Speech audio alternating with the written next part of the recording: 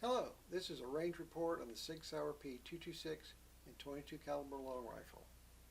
Before we get started, let's make sure the gun is safe. No magazine, and the chamber is empty.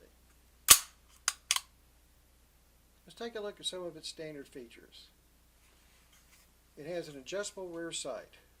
I would have liked the sights more if for the elevation and windage screws they would have an indicator that shows up and down and left and right. As you can see, it uses a white 3-dot system, and the dots are a good size, which I appreciate. It is a double action as well as a single action pistol. Comes with a decocking lever. The version I bought has the beaver tail. This is the standard SIG takedown lever. Comes with a tactical rail. And what I really like are the full-size, fully textured grips. It has texturing on the front strap, texturing on the side panels, and texturing on the back strap. This helps me during the warmer months to maintain a firmer grip on the gun. It also has a textured front trigger guard, but since I'm a one-handed shooter, I don't use it very much. The weight without a magazine is 1 pound 7.5 ounces, which is about 666 grams. This makes this the lightest gun I actually own. As I mentioned, it shoots 22 long rifle, and the owner's manual recommends high velocity. I bought it as a 22 caliber, and it came with 2 magazines.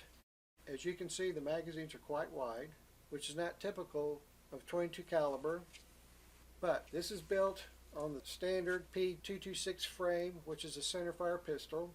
And in fact, you can buy conversion kits where you can replace a slide barrel, recoil spring, and recoil rod with a centerfire version such as 9mm, and then with 9mm magazines you can use this exact same frame and have a 9mm gun also.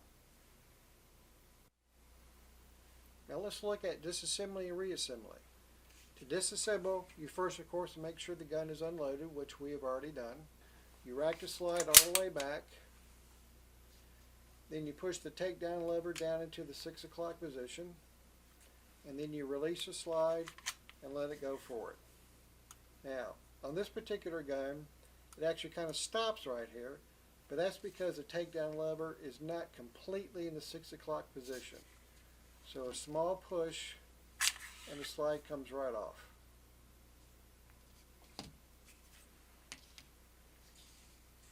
Next, we remove the recoil rod and recoil spring, and then we remove the barrel. In removing the recoil spring, the recoil rod, the diameter at the very end here is slightly bigger than the rest of the diameter, so that holds the spring in place. But when you remove it, you don't want to pull on the spring. You can either reach up here and pull it off, or if that's difficult, you can actually just hold the spring and then grab the recoil rod and kind of turn it like you're unscrewing something, and you can pull it right out.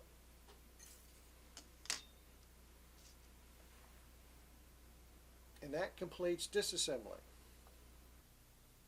For reassembly, the steps are essentially reversed. The spring goes onto the rod, and it does not matter which end of the spring goes on. And as you put it on, you'll see that it kind of comes to a natural stop right there. Again, that's because the diameter of the rod is a little bit wider than the rest of the rod, so you just have to get a slight push to get it fully seated. When we assemble barrel and rod, we want to make sure that the rod fits up against the flat part of the barrel lug. And let's take a close look at that.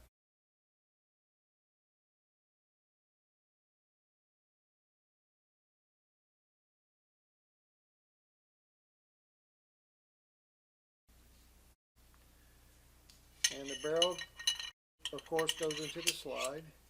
Make sure that it's fully back.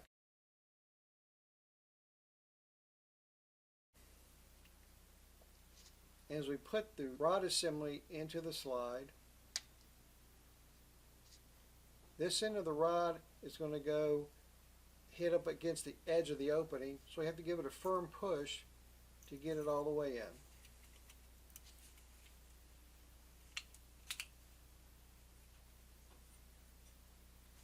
So now we have the slide assembly completed. Now we're going to put slide on frame. And as you're doing that, if it comes to a stop and it won't go any further, that's because this little lever here is up. You just have to push it down to get out of the way, and then push the slide all the way up, raise the slide stop. And one thing I found interesting, and I don't know whether it's unique to this gun or is somewhat common to all P226s with a .22 caliber conversion on it, but if the gun is pointing down, it's actually difficult to raise the takedown lever. But if you raise the gun up, it's quite simple. At this point, we want to check for operation.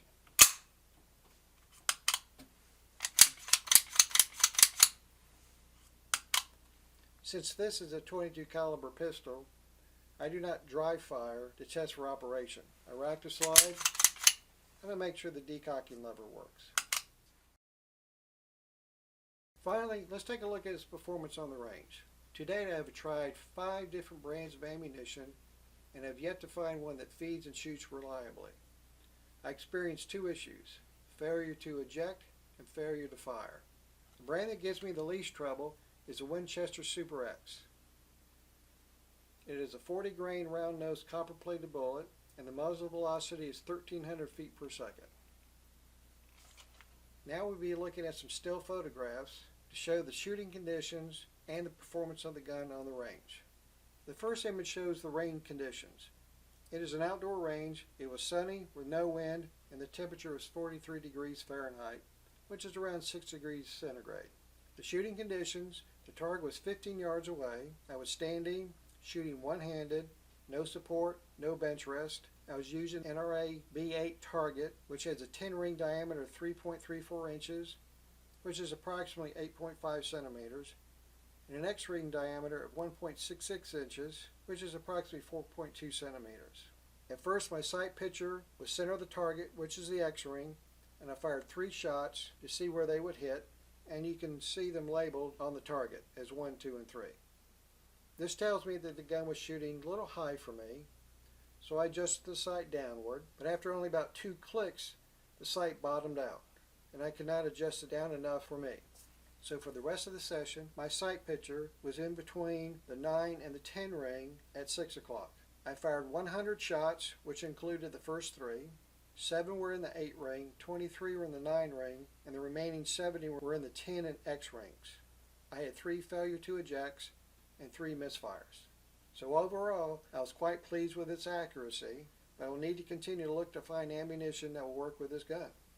I hope this information has been useful to you. Thank you for watching.